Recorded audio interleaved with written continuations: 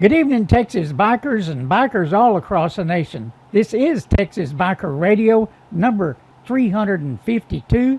My name is Mel Popeye Moss, my co-host Mel O.G. Robbins.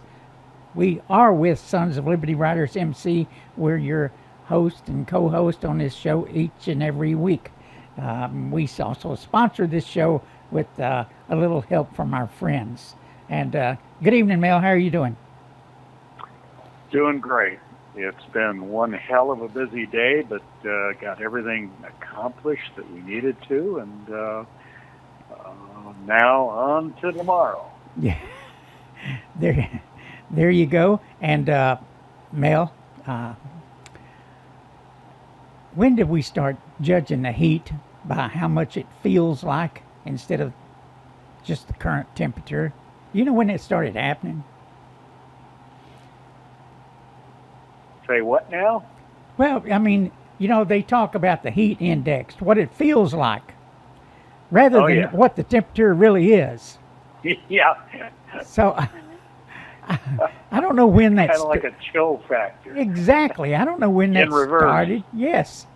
Yes. You know, I mean, did that come along with global warming or something? You know, I took notice of that here a couple years back. It was all of a sudden they started talking chill factor. Yeah. Of course, you know, I spent a little time up in Minnesota. Oh. And I often hate to admit to that, but at any rate, chill factor was a big thing up there. Yeah. But I always thought that was kind of peculiar. And another thing, well, you know, I can remember they were talking about chill factor, excuse me, when I moved to Chicago. And I was working in the corporate world. We moved to Chicago, and it was 1986. Or no, it was 83.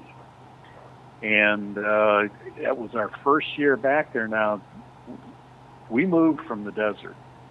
Didn't have a piece of wool to our name. We moved there in September, and the cold weather hit, and all of a sudden it was negative 66 degrees wind chill, and that's the first time I ever heard that term.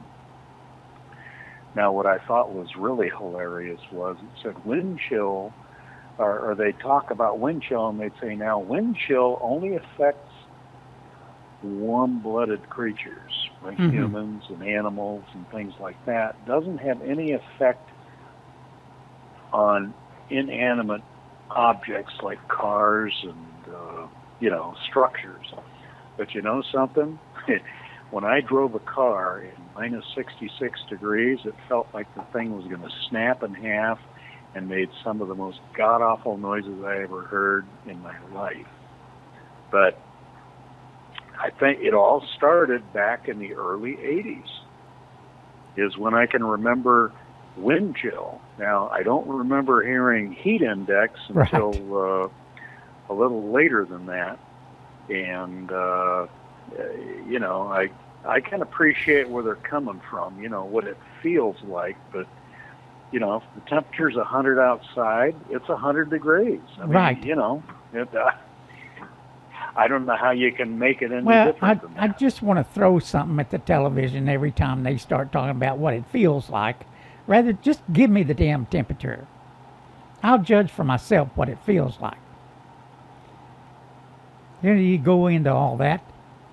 Just saying. I'm just saying. Well, Mel, let's talk some biker stuff.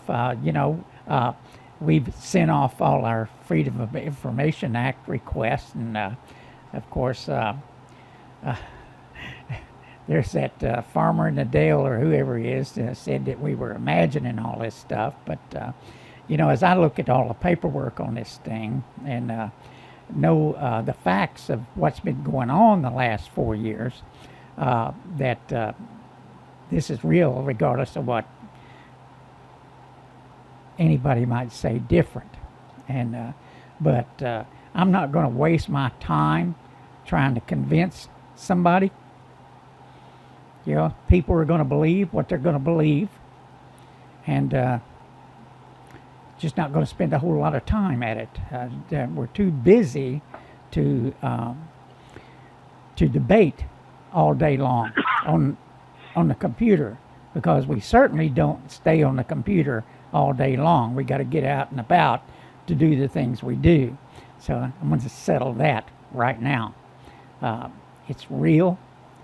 We look at the data. We talk to the people, and we're trying to talk to the police about it. And so far, out in Parker County, Deputy Danny's avoiding us. But we'll keep on pushing.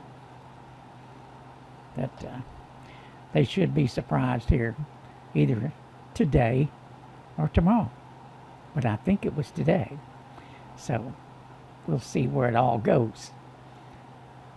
So, Mel, and over in Dallas, crime is still just skyrocketing. It's the OK Corral over there every night. I saw on the news this afternoon where the business owners in Deep Ellum, in case you're not from Dallas, that's an entertainment district that's been around for a good while now, and since the 80s. That area of town is suffering from people running around with drugs, Mel, and offering people a late night hit, and it has something in it. They all of a sudden become dysfunctional, and they are robbed right there on the spot. And it seems like here recently there's been an epidemic of it, and the business owners in Deep Ellum says there's not enough police. Well, go imagine that. After Dallas says, hey, there are 1,000 police officers short, and so now, Mel, they're in a panic. They have the largest class of new police officers that they've had, I guess, in the last 20 years, and so they're going to push them through. And but for me, I see that as as problematic. We already got enough police officers out there that don't actually. Tragedy waiting to happen. Yes. Yes, it is. And so they've got enough problems without a bunch of goofballs, and I hope that's not the case. I hope we got some good police officers coming down the line that actually may know the law and will treat people with respect. And now I'm going to suppose they teach any constitutional law in those classes. You know what? It doesn't seem like much, because they're sure busy violating a lot of constitutional rights of people, and in particular bikers. I mean, there's no reason you should be. Let me say one more time, Mel. There's not a motorcycle club in this country that is banned from existing. Not one.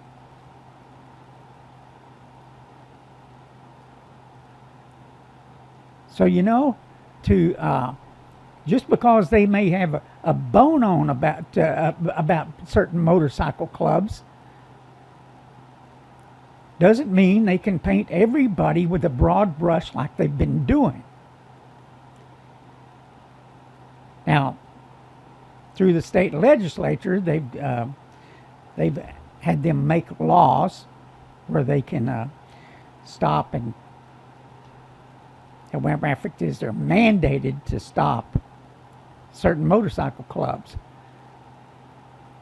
But here's the deal. You shouldn't be harassing. You shouldn't be mistreating. And in particular here in the summertime, they pull somebody over on the side of the road for an hour or more and keep them there, and don't allow them to take their cut off, to take their helmet off in this extreme heat. Well, we've also heard about stops that were made where they couldn't put their kickstand down. Exactly. Exactly. Now, how chicken shit can that be? Hey, I got news for 'em. Mine's coming down regardless. Yeah, automatic. Yeah. Yeah. So that's the way it is. And that now, if you feel you're being stopped in an unsafe place, and the police complain that you're running from them at 30 miles an hour with your blinker on, trying to find a safe place to pull over. I mean, we've got a lot of issues going on with everything that's happening with bikers, but I think that issue can be compounded by police officers rushed through the academy, so they can just be a head count that's acceptable to the public and the powers that be. So they can throw some people out there on the street. Just my opinion. Because generally, when you try and fix something, Mel, it's been that way wherever I've worked and in whatever career I was in at the time. When you push things through, it makes things worse rather than better.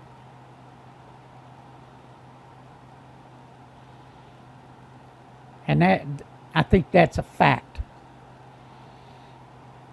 And so we'll see. We'll see. And Mel, we got this, we've talked about Sheriff Fowler out there in Parker County, who runs everything with an iron fist. And let me tell you, the more we find out about that little dude, the more we know it's a copy of what goes on in McLennan County. I mean, there is some bad shit going on as far as the political end of that county. And we're digging into it. We're going to verify some stuff, and then we'll be talking about it. And Mel, here pretty soon we're going to be. Let me see. We're going to be going to. Geezer and I were discussing today. I think our next one of our next trip is going to be up to Lake Dallas, and that should be interesting. That's where also the police department's been threatening the restaurants up there. Just as Ferris, it has happened in Ferris, Texas, where they're threatening restaurants for allowing bikers with cuts. And we're going to have something to say to them and to tell them. And so it'll be interesting. It'll be interesting. But it'll also be interesting, and I don't know that Fort Worth suffers from the same ills that Dallas does, but I know this, Mel, just off of what's going on the streets, they're really not making a dent in the drug epidemic. I mean, not a dent. You agree with that? Yes, I would, absolutely. Yeah, let's talk a little bit more. Speaking of safety, let's talk a little bit more about this class that's being rushed through. In a lot of areas of the country, they call it a post requirement for police officers that graduate before they're even put on the street. Now, mind you, even after they're put on the street, they're a rookie for at least a year, and they're assigned to a training officer. Now, if they're that short-handed, are they going to be able to hand all of these green-eared newbies over to some sort of a seasoned training officer? Because we know, first of all, the probabilities of them teaching any constitutional law are nil and none, or minimal at best. They probably drill the Miranda into them, and beyond that, hopefully they make sure they know how to shoot and they know how to properly handle a firearm and when not to pull it. But I can see all kinds of ugly situations happening out there where you got these new people that are freshly graduated and basically out there on their own. Mm-hmm. Big mistake. I mean, they need to put the brakes to that thing and do the old grin and bear it and say, okay, if we're going to do this, let's at least do it right, so we've got the proper foundation here, and go from there. I know, my son's a police officer back in Minneapolis, and he spent one hell of a lot of time in school before they even put him on the street. And once he was on the street, he was reined in pretty tight by a training officer for quite some time before he did a whole hell of a lot out there. And that's the way it needs to be. Let's see. Last Saturday night, I was over in Dallas. As a matter of fact, I was around Deep Ellum and Greenville Avenue, and I was over there probably 11:30, 12 o'clock, midnight. And for every incident where I saw that the police were involved, and there were many, there were at least 5 squad cars. At least 5. And there would be all these police officers standing around. I don't actually know what they were all doing. It seemed like they were talking, in some cases, to a young lady. And, it seemed like overkill for the situation. But then again, they've had so much crime, like I said, in the Deep Ellum area. And now downtown, where all these people have moved downtown into these loft apartments. I mean, they're everywhere down there now.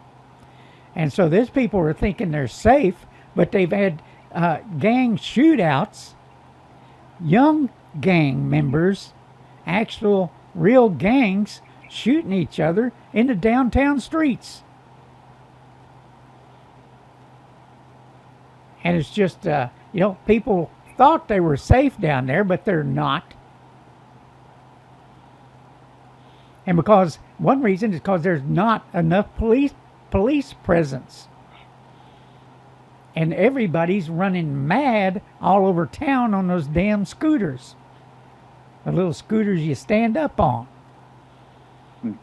They're flying around everywhere. And when you put the haves close to the have-nots, or the people that are pushing drugs, but generally they're doing that for economic reasons. Then again, some of them just may be dopers desperate to get a fix. But you know what? That's not the fault of motorcyclists. And we'll be going into that in the next few weeks at the rally and our COC meetings and stuff.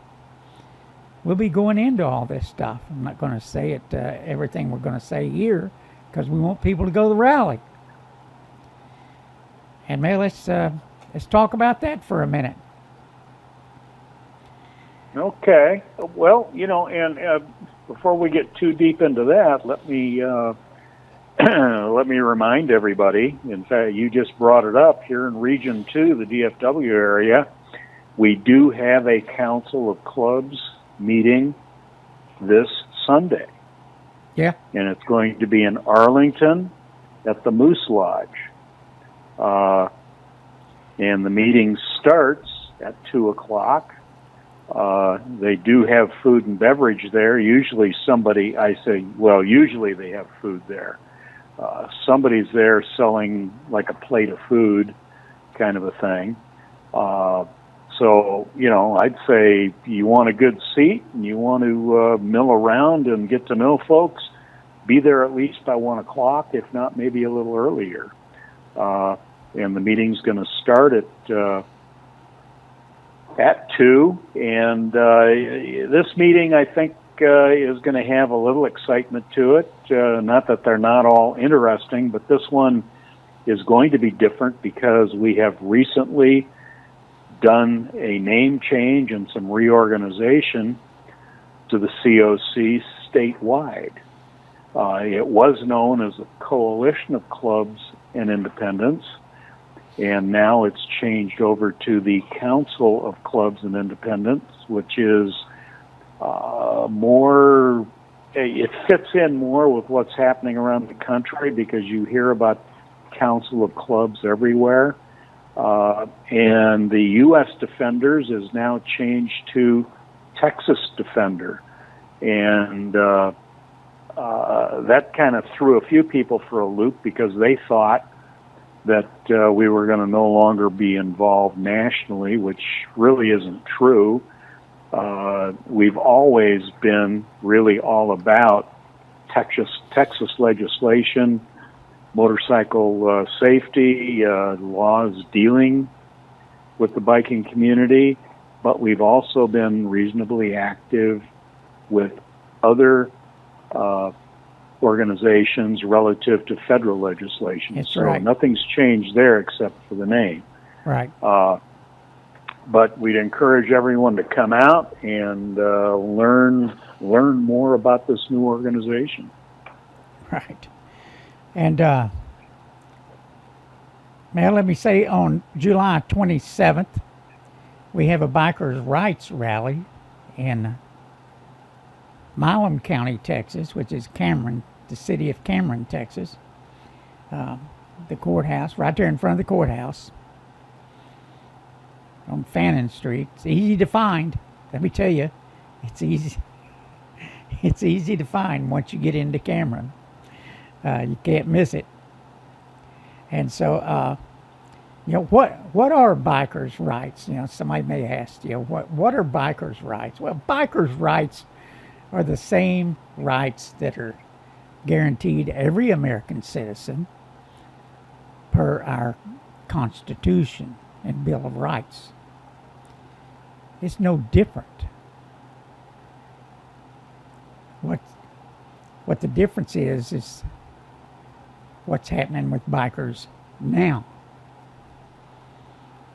Because the state has created laws that allows law officers to violate your constitutional rights on the spot. On the spot. So, we'll be talking about that. We'll be talking about that at this rally. We'll be talking about the upcoming trial that's going to happen there in Milam County. And the bikers that the biker that is going to trial. Mel, it's incredible because he wanted this to be about all bikers, not just him. And I think that's just freaking outstanding. He's an outstanding individual, I can tell you that much. And he's a veteran. So, we're going to be... Yeah, I think that's great. His concern is for all bikers in general. Right. Over this stupidity that's going on with the Texas State Criminal Gang Database. Right. Gang member database and concealed carry permits, which let us bring up at this point. We have encouraged everyone out there, and some of you who wear tin hats, take off the tin hat, go to TexasBikerRadio.org, hit the button that takes you to the state where you can fill out the form to find out if your name is in the Texas Criminal Gang database. You might be shocked Yes. to find out that your name is in there as one of our stellar members of our club discovered. I mean, you could have knocked him and the rest of us over with a feather when he came back with a positive that his name was in there. Now, here's a guy, I'll guarantee you, I doubt if he was ever even sent to the principal's office. Yeah. Exactly. When he was in school. This guy's got a security clearance. He, works on some sensitive stuff. He's got a concealed carry permit. Yes, he's been vetted already. Go ahead. Has never, ever been in trouble as a teenager or an adult. And to top that, hasn't even ridden a motorcycle for the past 3 years because of an ugly accident he was in, and basically just drives a support vehicle. Exactly. So how the hell did his name get in the criminal gang database? Exactly. And this is what we were talking about.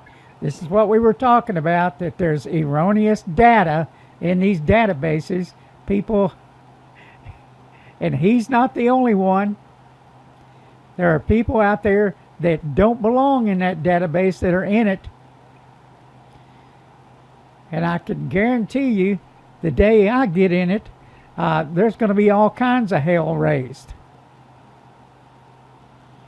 All kinds of hell. And OG and I and our motorcycle club are around the state everywhere. We visit other clubs everywhere. But we are not a support club. We are political activists. And this is what we do. We come in contact with people because their constitutional rights have been violated when we know it.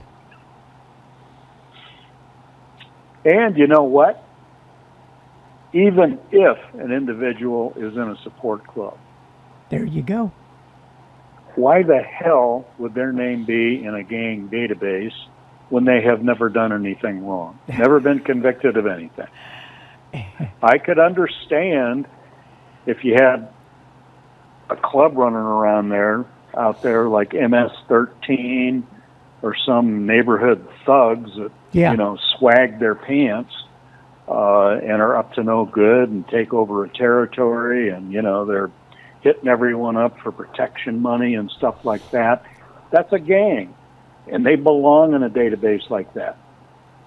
But you're talking about bikers that are out there for the brotherhood, the joy of the ride, doing good for the community, charitable runs, the whole bit, and you got some idiot that for whatever reason puts them in the gang database. Mm-hmm.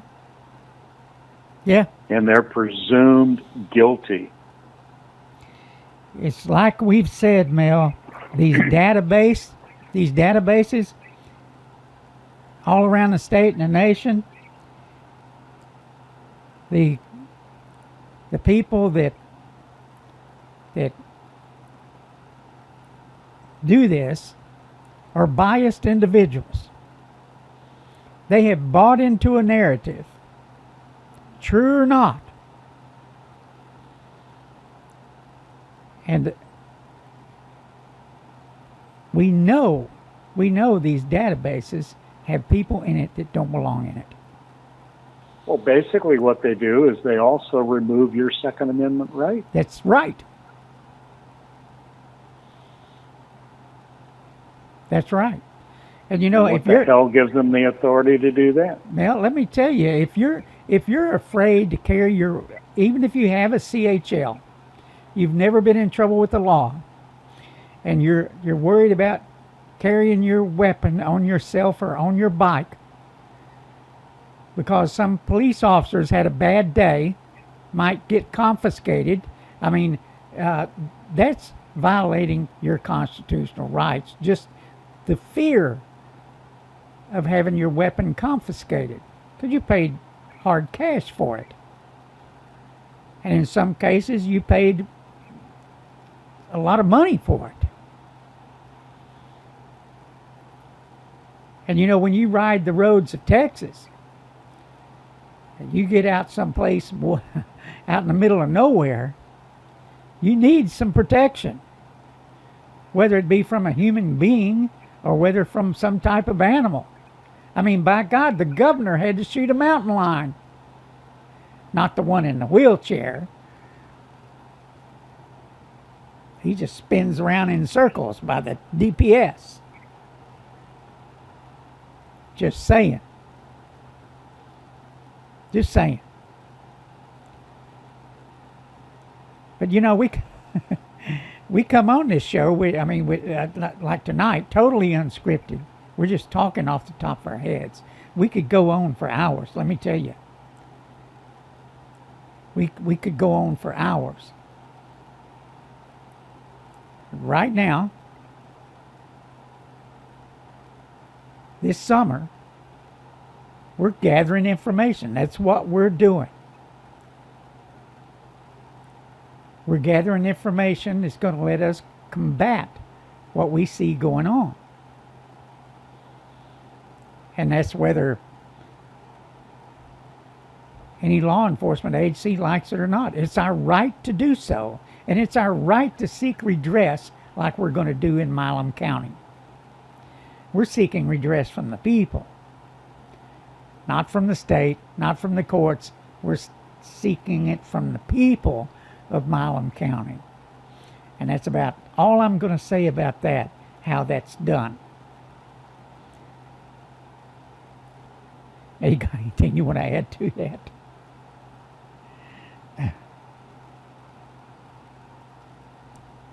Did I lose you or put you to sleep? No. Oh. You had me mesmerized. I was listening very closely. But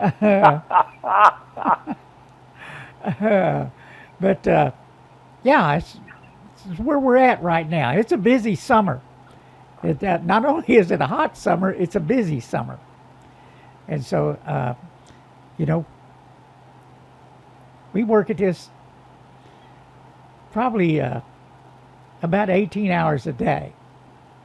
I mean, because there's a lot of reading involved, a lot of research involved, a lot of digging involved, talking to a lot of different people. This goes on every day. Every day. And this isn't shit we're imagining. It's real. And for those it's happening to, it's really real. That's the only way to put it. It's a shame that, you know, their families, in many cases, suffer because, you know, who the hell can afford to get your bike out of jail every time you turn around? But it happens. It happens. And that's if some clown doesn't try and pull some civil asset forfeiture. Oh, yeah. On you. Because let me tell you, all it takes is a wild hair up someone's ass there, and there you go. Yeah. And Mel, let me say this. The sheriff's departments, police departments around the state, the chiefs and the sheriffs, there's a lot of crooked mess going on. Not only in the state of Texas, but across the nation. There's so much crooked ass shit. There's so much of it. It's unknown how much there is because of their ability to cover it up and get away with it. And so it's the reason we We had Yeah, a success lot in of Waco. times it's like it never happened. Yeah, don't doubt us because we had success in Waco. Does that mean we're going to have success every time? No. Because a lot of this is political. And the political game is slow. You have to have the ability to stick to it. It goes back to the revolution and the dedicated few. People that can hang. People that will do bold things politically. And it takes time. And it takes work. And this is what we do. And we're proud to do it. I mean, we're made up of hard-headed veterans and patriots. And just plain hardheads. Yeah, that's right.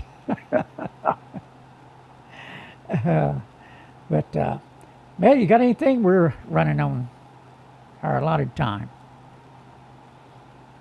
No, I don't have any real hardcore Harley stuff this week.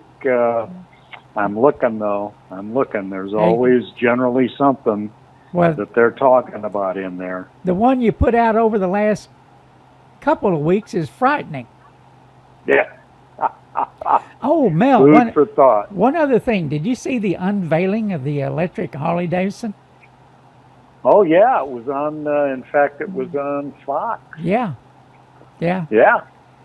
Yeah, they said it's pretty fast and, it looks like a sport bike, kind of.